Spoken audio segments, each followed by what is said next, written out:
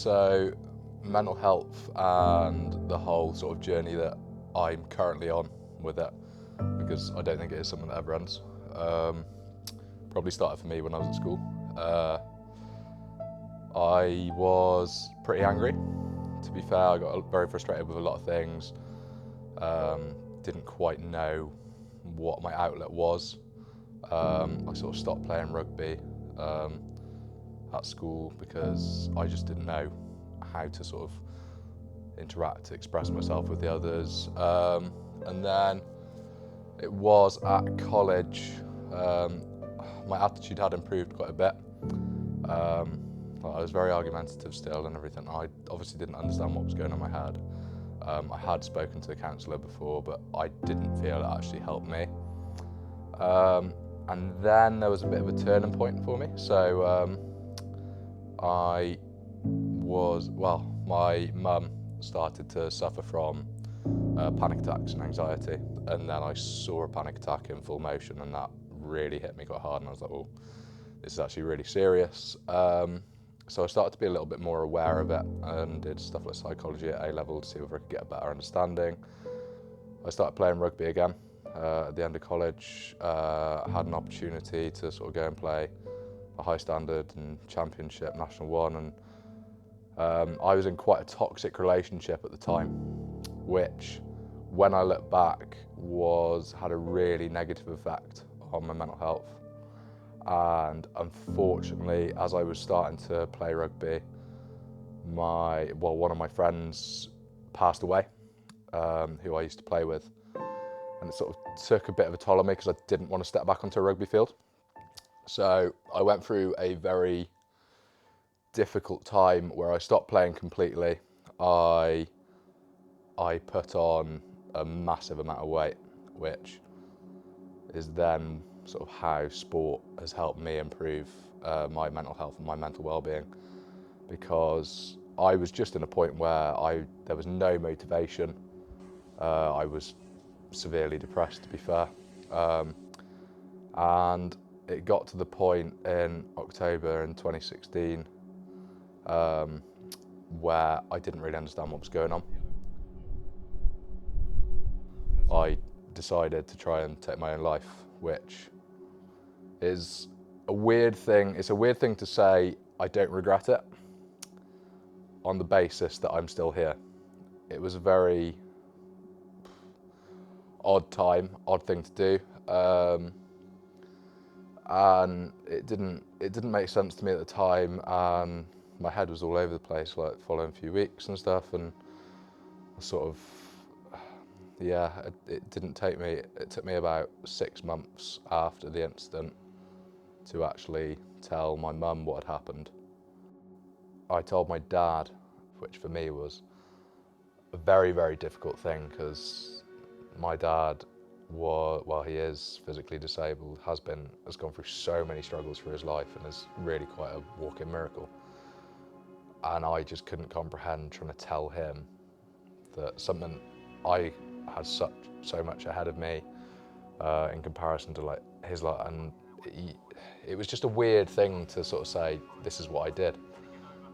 And he was actually very accepting of it, and he really tried to understand. And now I decided, actually, I'll go into something to do with sport. I went into rugby coaching, and it was through that a lot of the boys were sort of going, oh, play. And I was very sceptical, and my mental well-being was improving through the team environment and having that sort of sense of camaraderie. But unfortunately, that season that I had got back into it, I was about 23 stone and very, very obese.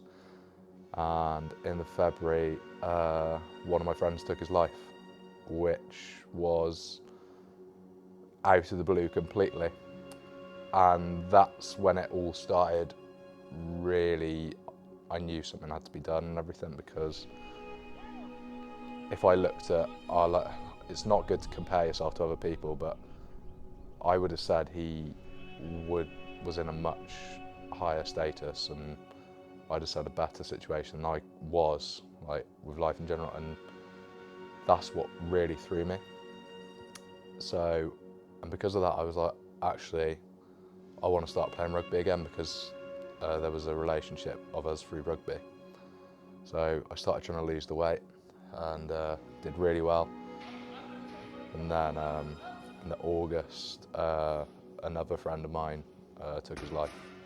Again, rugby player, and that was the one that I really couldn't get over, to be fair. It hit me quite hard. That really spurred me on, because I remember growing up, I used to say about, oh, we'd be this player and this player. So I was like, no, I've got to play rugby. And it's helped my mental well-being massively. I started travelling the UK playing like National League rugby.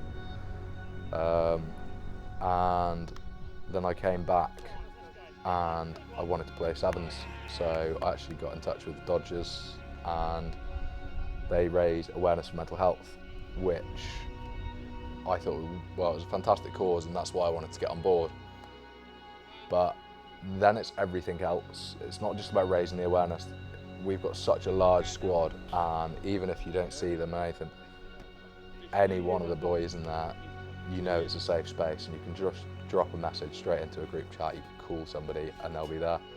And it's the complete sense of openness and everything that makes it so amazing, and it's just it's a different culture. A lot of the work I do is working in schools, looking at their physical education and doing programs there, and I looked at various government reports and everything, and you look how children's health is actually measured, and there is very, very little on mental well-being, on physical well-being. I think it's where stuff really needs to change. I think the United Kingdom in general is just really uneducated on what health is, because it's seen that if you're in a fit body, yeah, you're healthy. But at the end of the day, it's what you can't see that is the big difference. It's pretty heartbreaking, to be fair, when you see different stories about people either suffering with a battle or taking their own life and losing the battle. It's one of those that you hear a lot of people say is selfish, and those people have never been in that sort of position, and because of what they view as selfishness, that's one of the things that actually really doesn't help people, because they then think, well, I can't say what they think because no two people are the same. And again, that's another thing, because no two people are the same. You can't individualise a programme. Somebody's going to have a different thought process to another person, and that's a real difficult anomaly in it all. But when I tried, I didn't think it was selfish. I almost thought like, yeah, I'd hit a wall. I actually couldn't go any further, and I'd actually improve the lives of others around me, which for me, like the whole act, you might be viewing it as unselfish. It's like I tell very few people about what I've done and everything, but if somebody asks, I will be completely open. Because I think that's the best way to be about mental health, and Dodgers have really helped me actually show that it is best to be open, because you just check in on each other. It's almost like family, and sport does that. So I remember my old one of the sports teams that I played for. That was probably the best year of my mental health. We made sure every time we turned up to a game, you'd have to shake each other's hand, say, "You're right, how's it going?"